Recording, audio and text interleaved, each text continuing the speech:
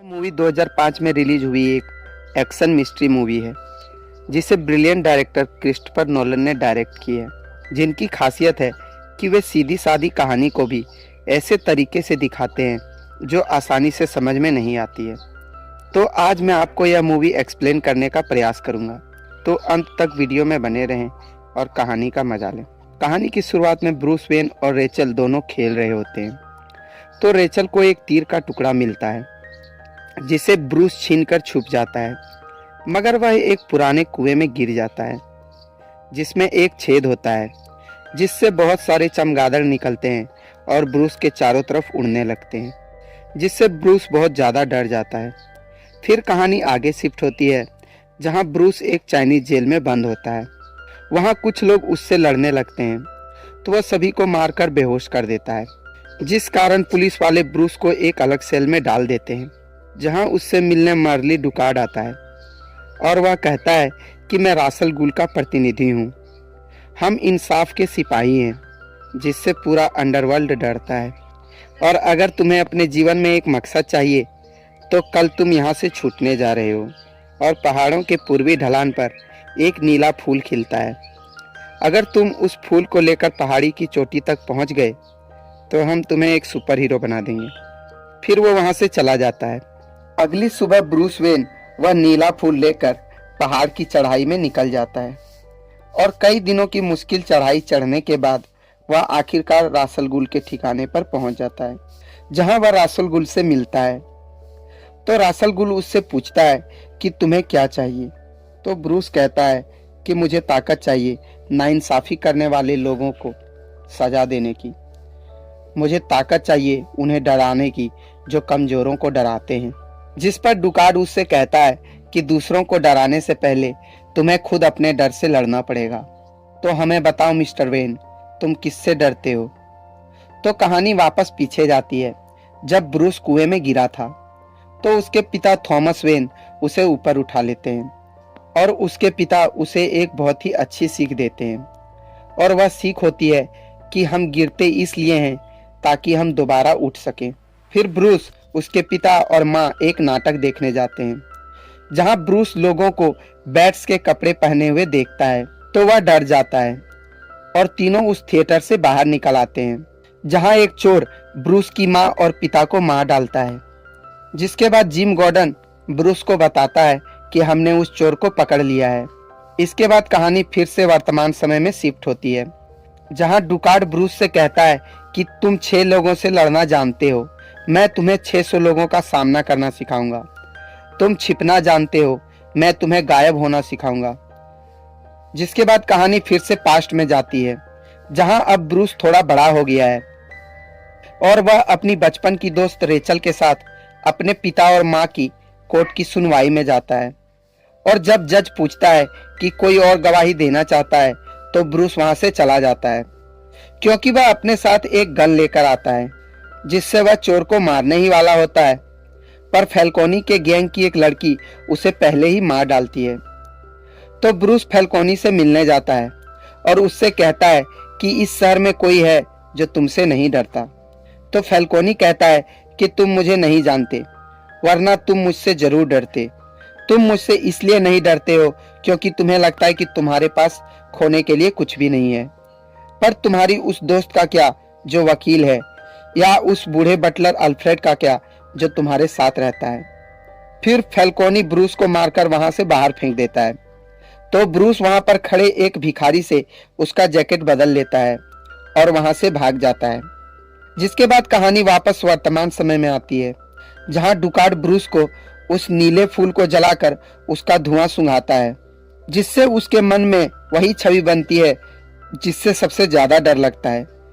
फिर वहां पर मास्क पहने कई निंजास आते हैं और डुकार्ड भी उनमें मिल जाता है, और फिर वह ब्रूस से कहता है कि तुम्हें गायब होना सीखना पड़ेगा। पर आखिरकार ब्रूस डुकार्ड को हरा देता है और उसकी ट्रेनिंग पूरी हो जाती है। मगर इंसाफ के सिपाही बनने के लिए उसे एक और चुनौती को पार करना जरूरी था, जिसमें उसे एक किसान को मारना था जिसने अपने साथी किसान की जमीन हड़पने के लिए उसे मार डाला था। मगर ब्रूस ऐसा करने से मना कर देता है। तो रासल गुल ब्रूस से कहता है कि तुम्हारा गौथम शहर बुराई और गुनाह का गढ़ बन गया है और अब वह ठीक नहीं हो सकता। इसलिए हम इंसाफ के सिपाही उसे तबाह कर देंगे। जिसे सुनकर ब्रूस उस पूरी जगह को तबाह कर देता है और रासल गुल को भी मार देता है, मगर डुकार्ड की जान बचा लेता है क्योंकि उसे उससे लगाव हो गया था। और फिर ब्रूस डुकार्ड को एक झोपड़ी में छोड़कर एक एयरपोर्ट चला जाता है, जहां उसका बटलर अल्फ्रेड एक प्राइवेट जेट लेकर तैयार रहता है। फिर दोनों उस जेट में बैठ जाते हैं, जहां ब्रूस अल्फ्रेड से कहता है कि मुझे गौथम को गुनहगारों और क्रिमिनल से आजाद करना है, जो मैं ब्रूस वेन बनकर नहीं कर सकता। इसलिए मुझे एक और शख्सियत बनानी होगी जिससे गुनहगार डरें। फिर अल्फ्रेड उसे बताता है कि आप पिछले 7 सालों से गायब थे, तो मिस्टर यूल ने आपको मुर्दा साबित करके सारे शेयर्स को पब्लिक कर दिया ताकि शेयर्स बेचकर कंपनी मुनाफा कमा सके। जिसके बाद जब ब्रूस नोट्स बना रहा होता है तो उसके कमरे में एक चमगादड़ आता है, जिसका घोंसला ढूंढने के लिए ब्रूस उसी कुएं में जाता है जिसमें वह बचपन में गिरा था, और वह उस छेद में घुस जाता है जिसमें से वह बेट्स निकले थे। तो वह एक गुफा में पहुंचता है जहां बहुत ज्यादा चमगादड़ होते हैं, मगर ब्रूस अब उनसे नहीं डरता है। फिर हमें फैल्कोनी और डॉक्टर क्रेन को दिखाया जाता है, जो फैल्कोनी से कहता है कि तुम जानते हो मैं किसके लिए काम करता हूँ, और अगर उन्हें पता चला कि तुमने सिर्फ एक मुजरिम को छुड़ाने के लिए पूरा ऑपरेशन खतरे में डाल दिया है तो तुम्हारे लिए अच्छा नहीं होगा। और वैसे भी मेरे पीछे रेचल डॉस पड़ी हुई है, इसलिए उसका जल्द ही कुछ ना कुछ इलाज करना पड़ेगा। दूसरी तरफ ब्रूस लूसियस फॉक्स से मिलने जाता है, जो वेन इंटरप्राइजेज में साइंस डिपार्टमेंट के हेड होते हैं, जहां मिस्टर फॉक्स ब्रूस को उन्नत हथियार और बुलेट प्रूफ सूट दिखाते हैं, जो ब्रूस उनसे ले लेता है। जिसके बाद अल्फ्रेड और ब्रूस मिलकर ब्रूस का सूट डिजाइन करते हैं और चमगादड़ों वाली गुफा को अपना अंडरग्राउंड हाइडआउट बना लेते हैं। रात को ब्रूस वह सूट और मास्क पहनकर जिम गॉर्डन से मिलने जाता है और उससे कहता है कि हर हफ्ते फैल्कोनी का ड्रग्स हमारे शहर में आता है, पर कोई भी उसे क्यों नहीं पकड़ता। तो जिम गॉर्डन उसे बताता है कि उसने बहुत से लोगों को खरीद लिया है, मगर उस पर शिकंजा कसने के लिए हमें जज फेडन पर दबाव डालना पड़ेगा और एक बहादुर वकील भी ढूंढना पड़ेगा। तो ब्रूस उससे कहता है कि इस काम के लिए रेचल डॉस सही होगी और हम दोनों मिलकर इस शहर से जुर्म को साफ कर देंगे। जिसके बाद अगली सुबह ब्रूस मिस्टर फॉक्स के पास वापस जाता है और उनसे कहता है कि सूट बहुत भारी है, क्या आपके पास कोई हल्का फैब्रिक्स है। तो मिस्टर फॉक्स उसे मेमोरी क्लॉथ दिखाते हैं, जो आम कपड़ों के जैसा ही होता है, मगर जब उसमें करंट पास किया जाता है तो वह टाइट होकर एक ग्लाइडर का काम करती है। जिसके बाद दोनों टम्बलर में बैठकर उसकी राइड लेते हैं, जिसे वेन एंटरप्राइजेस के द्वारा गॉथम सिटी की सेना के लिए बनाया गया था। फिर अल्फ्रेड और ब्रूस मिलकर बैट सूट तैयार करते हैं, जिसे पहनकर ब्रूस उस जगह चला जाता है जहां पर फैल्कोनी का शिपमेंट उतर रहा होता है, और वह फैल्कोनी के लोगों को मार मार कर बेहोश कर देता है। और वह फैल्कोनी के पास पहुंचता है और उससे कहता है कि मेरा नाम है बैटमैन। फिर वह फैल्कोनी को लेकर भी वहां से चला जाता है। दूसरी तरफ जब रेचल अपने घर जा रही होती है तो फैल्कोनी के आदमी उसे मारने के लिए आते हैं, मगर बैटमैन उसे बचा लेता है और उसे एक फोटो देता है जिसमें जज फेडन के खिलाफ सबूत होता है। फिर बैटमैन वहां से चला जाता है। जिसके बाद पुलिस को फैल्कोनी और उसके आदमी पुलिस स्टेशन के बाहर बंधे हुए मिलते हैं। दूसरी तरफ एक आदमी मिस्टर यूलर से कहता है कि हमारी कार्गो शिप पर हमला हुआ है, जिसमें एक माइक्रोवेव एमीटर था जो पानी को भाप में बदल देता है, और वह एमीटर चोरी हो गया है। जिसके बाद ब्रूस एक बिगड़े करोड़पति की तरह खुद को जाहिर करता है, और जब वह एक होटल से बाहर आ रहा होता है तो उसे रेचल मिलती है, जो उससे कहती है कि तुम अंदर से जो भी हो, पर लोग तुम्हारे बारे में वही सोचेंगे जो वे देखेंगे। दूसरी तरफ डॉक्टर क्रेन फैल्कोनी से मिलने जाता है, जहां फैल्कोनी उसे धमकी देता है, अगर तुमने मुझे जल्दी यहाँ से नहीं छुड़ाया तो मैं तुम सबका राज खोल दूंगा। पर डॉक्टर क्रेन स्केयर क्रो का मास्क पहन लेता है और फैल्कोनी पर एक पाउडर छिड़कता है, जिससे फैल्कोनी बहुत ज्यादा डरने लगता है और वह अपना दिमागी संतुलन खो देता है। जिसके बाद बैटमैन फ्लैश को पकड़ लेता है और उससे पूछता है कि बाकी के आधे ड्रग्स कहाँ गए। तो फ्लैश उसे बताता है कि वह नैरोज में कहीं पर है, पर मुझे एग्जैक्ट लोकेशन पता नहीं है।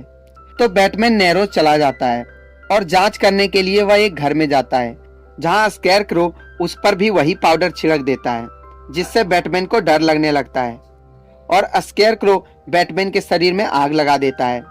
पर बैटमैन बाहर कूद जाता है और आग को बुझा देता है, जिसके बाद अल्फ्रेड वहां पर आकर बैटमैन को बचा लेता है और उसे वापस घर ले जाता है, जहां पर मिस्टर फॉक्स ब्रूस से मिलने आते हैं और उससे कहते हैं आपके ब्लड में हेलोसिनेशन ड्रग्स मिला था, जो आपके अंदर के डर को तीव्र कर देता है, मगर मैंने उसका एंटीडोट बना लिया है। जिसके बाद रेचल ब्रूस से मिलने आती है और उससे कहती है कि मैं आज रात पार्टी में नहीं आ सकती, क्योंकि मुझे फैल्कोनी से मिलने आर्खम जाना पड़ेगा। और वो आर्खम चली जाती है, जहां डॉक्टर क्रेन उसे एक कमरे में ले जाता है, जहां पर उसके आदमी शहर के वाटर सप्लाई में वही पाउडर मिला रहे होते हैं। तो रेचल वहां से भागने लगती है, पर डॉक्टर क्रेन उस पर वही दवाई छिड़क देता है, जिससे वह डरने लगती है। पर तभी वहां पर बैटमैन आ जाता है और उस ड्रग्स को डॉक्टर क्रेन पर ही छिड़क देता है और उससे पूछता है कि तुम किसके लिए काम करते हो। तो वह कहता है कि मैं रासल गुल के लिए काम करता हूँ। फिर बैटमैन रेचल को लेकर वहां से भाग जाता है और उसे अपने अंडरग्राउंड हाइडआउट में ले जाता है। फिर बैटमैन रेचल से कहता है कि मैं तुम्हें एक इंजेक्शन देने वाला हूँ, जिसके बाद तुम खुद को अपने घर पर पाओगी, और मैं तुम्हें ये 2 एंटीडोट दे रहा हूँ जो तुम्हें जिम गॉर्डन को देने हैं, ताकि वो एक को खुद इंजेक्ट कर सके और दूसरे से मास प्रोडक्शन कर सके, क्योंकि शहर के वाटर सप्लाई में क्रेन ने जहर मिला दिया है। फिर ब्रूस अपने बर्थडे पार्टी में जाता है, जहां डुकार्ड उससे मिलने आता है, जो असल में रासल गुल होता है। वह जानता है कि ब्रूस ही बैटमैन है, तो ब्रूस सभी मेहमानों को वापस घर जाने के लिए कहता है। जिसके बाद रासल गुल ब्रूस के घर में आग लगा देता है और एक लकड़ी ब्रूस के शरीर में गिरती है, जिससे वो बेहोश हो जाता है। मगर अल्फ्रेड ब्रूस को बचाकर अंडरग्राउंड टनल में ले जाता है और दूसरी तरफ रेचल जिम गॉर्डन को वह एंटीडोट दे देती है और रासल गुल पूरे शहर में उस टॉक्सिन को फैला देता है और स्केयरक्रो रेचल और एक बच्चे को डरा रहा होता है। पर तभी वहां पर बैटमैन आ जाता है और उन दोनों को बचाकर छत पर ले जाता है, जहां पर रेचल उससे पूछती है कि तुम कौन हो। तो वह कहता है कि मैं वो नहीं जो दिखता हूँ, जो मैं करता हूँ वही मेरी पहचान है। तो रेचल जान जाती है कि ब्रूस ही बैटमैन है। जिसके बाद बैटमैन रासल गुल के पास जाता है और ट्रेन को आधा तोड़कर उससे बाहर निकल जाता है, जिससे ट्रेन सीधे नीचे चली जाती है और रासल गुल मारा जाता है। जिसके बाद ब्रूस फॉक्स को वेन इंटरप्राइजेस का सीईओ बना देता है और यूलर को टर्मिनेट कर देता है, क्योंकि ब्रूस ने वेन इंटरप्राइजेस के अधिकतर शेयर्स खरीद लिए थे।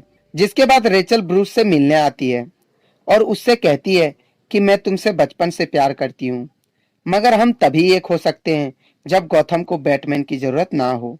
जिसके बाद जिम गॉर्डन बैटमैन से कहता है कि एक जोकर चोरी और हत्याएं कर रहा है, क्या हम उसे पकड़ेंगे? तो बैटमैन कहता है कि हम उसे जरूर पकड़ लेंगे। और यह मूवी यहीं पर खत्म हो जाती है। और अगर आपको इस मूवी का सेकंड पार्ट का एक्सप्लेनेशन चाहिए तो चैनल को सब्सक्राइब करें।